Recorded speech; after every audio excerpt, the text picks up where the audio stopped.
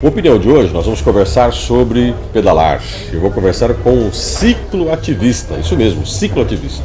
O que é um cicloativista? Vamos saber um pouco mais sobre isso hoje aqui com o Carlos Sica, que é um cicloativista, é um professor universitário, um apaixonado pela bicicleta, sai toda semana para pedalar e o grupo que o Carlos participa aumenta cada vez mais. O Maringá é uma cidade que seria muito viável o uso da bicicleta. Vamos falar sobre vários temas e antes de qualquer coisa, queria agradecer. Carlos, obrigado pela sua presença aqui no Opinião. Eu que agradeço, Gilson. É sempre um prazer estar com você. Esse programa já bastante renomado e esse nome Gilson Aguiar é muito forte. É sempre uma satisfação. Fico honrado de estar aqui com você. Agora, fora está ficando a bicicleta. Eu queria que você falasse um pouco disso, Carlos. O que é ser um cicloativista? E como é que surgiu essa ideia de vocês terem um grupo que cresce cada vez mais? E a universidade parece que é um espaço onde a bicicleta é levada muito a sério. Exatamente. Olha, a bicicleta, ela já formou uma opinião lá na nossa infância, né? Eu me lembro muito bem que era muito gostoso jogar bola e era muito gostoso pedalar. Dificilmente a gente vai esquecer disso. E hoje eu digo para você que eu volto aos tempos de criança quando eu estou pedalando. A gente brinca, a gente vai para os sítios, e isso tudo traz um sentimento muito gostoso. Rejuvenesce a nossa alma. Então a bicicleta traz para a gente algo de bom. Ela não traz nada de ruim, ela não lembra nada de ruim. Então por isso que é prazeroso você estar pedalando e cada dia mais esse conceito tem crescido. As pessoas têm percebido que a bicicleta é boa. E além de tudo, de ser tão gostoso e de dar tanto prazer, ela faz bem para a saúde. Agora, como é que a bicicleta entrou na tua vida, Carlos? Porque a gente pensa, você mesmo colocou para mim antes da nossa conversa, e que está aumentando o número de pessoas que estão ficando adeptas da bicicleta.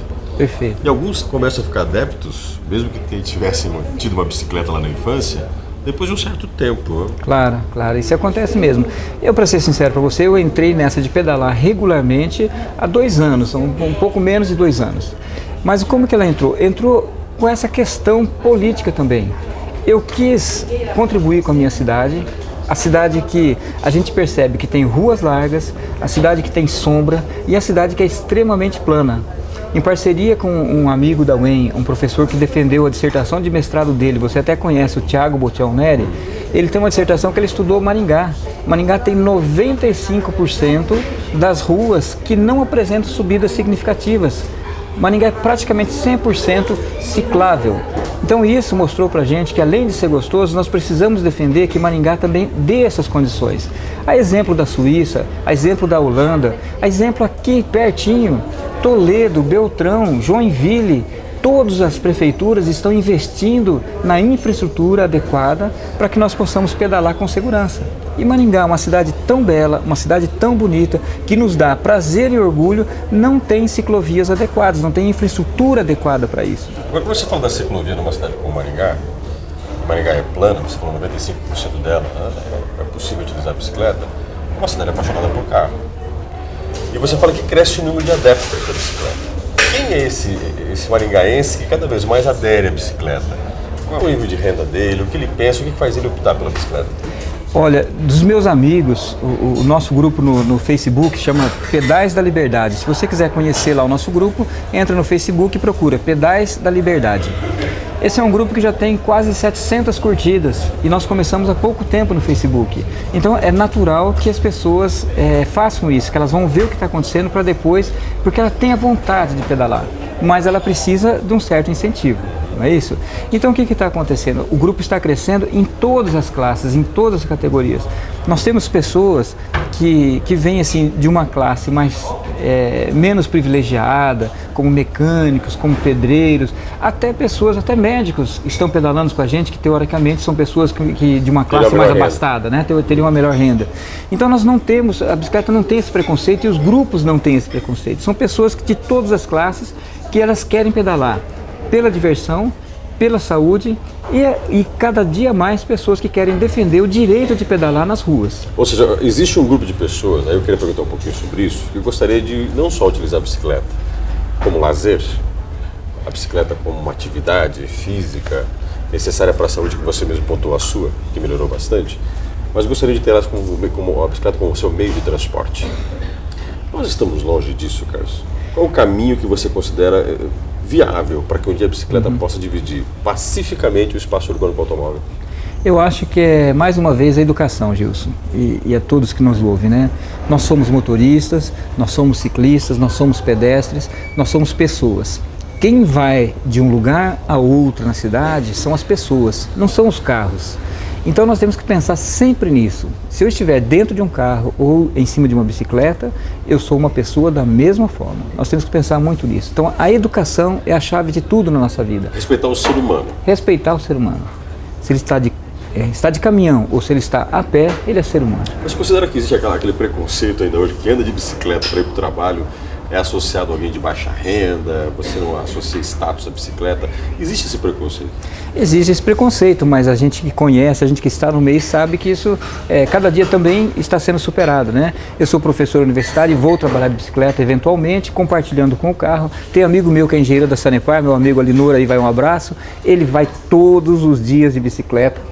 Isso significa o quê? Significa que pessoas que podem contribuir, que são pessoas formadoras de opinião, estão pedalando, estão usando a bicicleta para trabalhar. Agora, nós temos que dizer sempre, são pessoas corajosas, são pessoas que enfrentam... Então, o risco é grande. O risco é grande. Enfrentam o trânsito pesado, que está cada dia mais pesado em Maringá.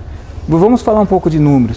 Nós temos em Maringá, eu não tenho o número exato, mas 350, 360 mil habitantes. Nós temos em torno de 260 mil carros. Agora, se a gente pensar que nem todos os habitantes dirigem, nós podemos dizer que nós temos mais de um carro por pessoa em Maringá.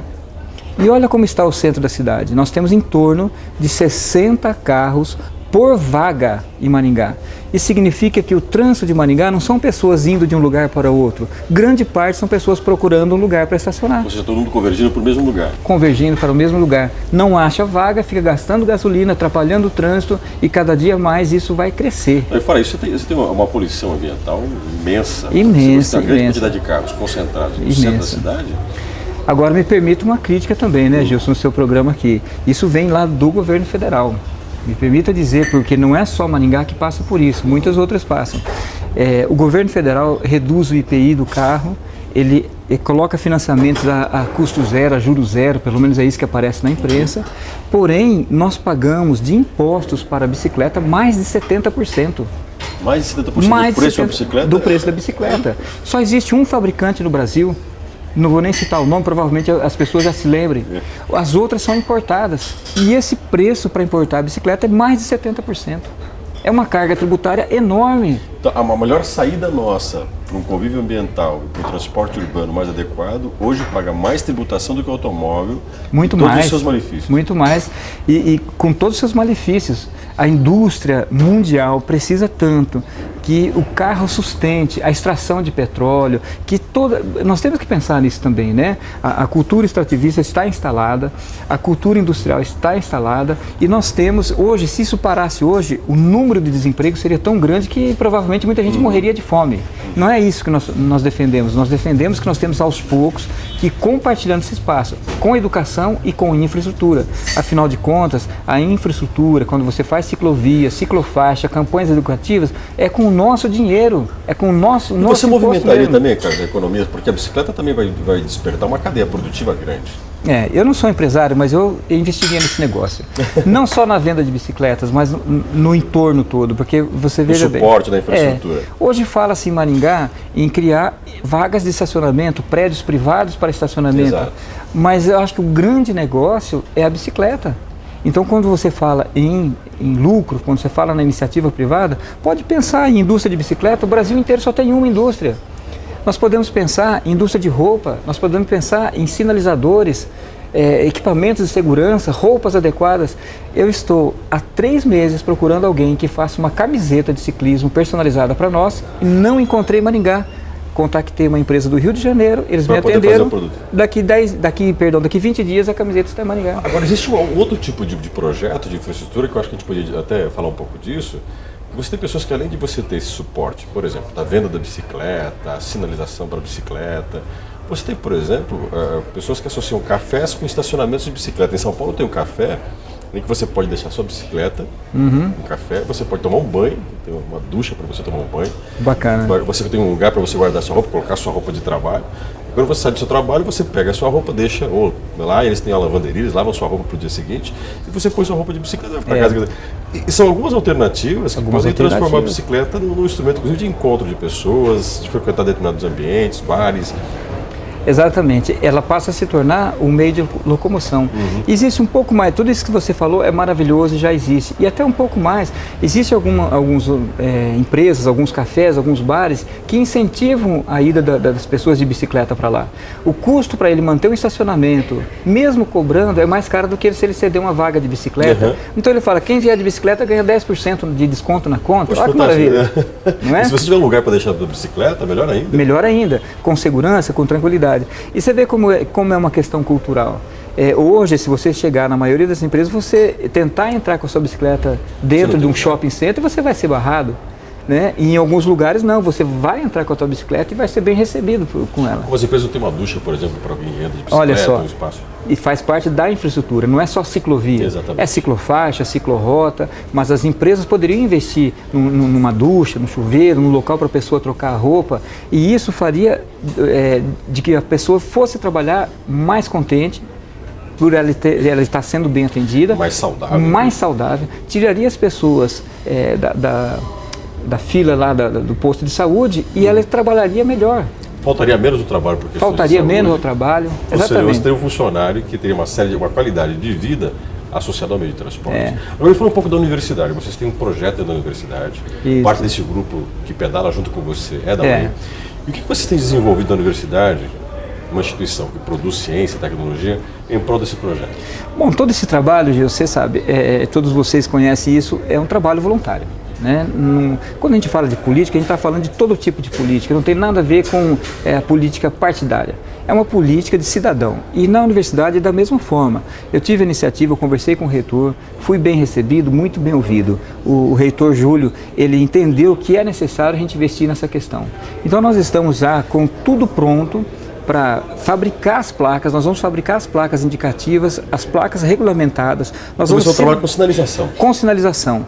Em paralelo a isso, uma campanha educativa. Vamos investir um pouquinho, vamos gastar um pouquinho de papel, espero que isso não venha poluir o meio ambiente. Quando você fala de placa, você significa assim, você colocar na cidade placas educativas em prol da bicicleta. Exatamente. A maioria dos motoristas não sabem, mas quando você vê um ciclista e vai ultrapassar ele, você precisa ultrapassar no mínimo dando 1,5 metro de distância e ultrapassar ele numa velocidade compatível com a velocidade dele. Você não pode ultrapassar ele rápido nem tirar fina, porque isso está ameaçando a vida dele. Isso está no Código Brasileiro de Trânsito e poucas pessoas sabem. Então o que nós precisamos fazer? A campanha educativa. Entendeu? E existe o comportamento do ciclista, Carlos, que também é perigoso. Às vezes o ciclista desconhece o que ele deve fazer para garantir a própria segurança. Quer dizer, o ciclista não pode fazer o que quiser no trânsito, por exemplo. Eu já tomei muito susto, que eu estava pedalando na mão e vi um ciclista na contramão e quase me derrubou. Então o ciclista também é mal educado, porque voltamos àquela questão inicial, é o ser humano. Não é um motorista, não é um ciclista. O que nós precisamos é trabalhar a questão educação, é a nossa cabeça, respeitar o próximo. Preservar a vida. Preservar a vida, exatamente. Agora, existem alguns projetos, quando se fala do ciclista, da educação para o ciclista, e você está falando dessa campanha educativa que vocês estão querendo desenvolver. O foco dela é o ciclista, o motorista, todas as pessoas dentro do trânsito, é também incentivar as pessoas a abandonar um pouco o carro e usar a bicicleta? Exatamente, eu acho que abandonar um pouco o carro e usar a bicicleta é um ponto de partida. Nós precisamos disso, por tudo que nós já conversamos, para a saúde, isso vai melhorar inclusive a produção de trabalho de qualquer cidadão, né? Então parte desse princípio, mas parte também do princípio da educação, da gente entender um pouco mais sobre as necessidades que aquele ciclista tem. O motorista, ele é maior, também pela lei, pelo Código de Trânsito Brasileiro, o maior é responsável pelo menor. Se ele é responsável, ele não pode chegar e tirar uma fina e ameaçar. E então, as pessoas pensam no contrário, né? O maior se impõe. Ele já buzina e tudo. E existe até um dito popular nesse sentido. Uma bicicleta na rua é um carro a menos, que não está atrapalhando o trânsito do próprio motorista. Então, quando ele vê uma bicicleta, ele precisa enxergar aquela bicicleta, aquele ciclista, com uma pessoa que está colaborando com ele. Ele não é obrigado a andar de bicicleta, ele pode muito bem utilizar o carro dele, mas sabe que ele está sendo ajudado quando ele vê um ciclista. E a maioria dos motoristas vê assim, o que esse cara está fazendo atrapalhando o trânsito? Sendo que aquele cara tirou um carro da rua. Ou seja, ele está fazendo uma contribuição para o trânsito. Então, eu conversei com o Carlos Sica, nós estamos, infelizmente, nosso programa acabou, mas falar da bicicleta é o tema que nós vamos tratar mais vezes aqui no Opinião. Gostaria de ter mais tempo, Carlos, mas muito obrigado pela sua presença aqui no Eu programa. agradeço, acho que o tempo foi bacana, é um bate-papo descontraído, a gente pede mais, mas foi ótimo, muito obrigado a todos que ouviram e espero contribuir para uma pequena mudança cultural em todos que nos ouviram. E aí, uma parte de nós que estamos aqui, vamos poder pegar essa ideia do Carlos e quem sabe colocar em prática. Ou seja, por que não ter uma bicicleta na garagem? Por que não? Até o nosso próximo programa.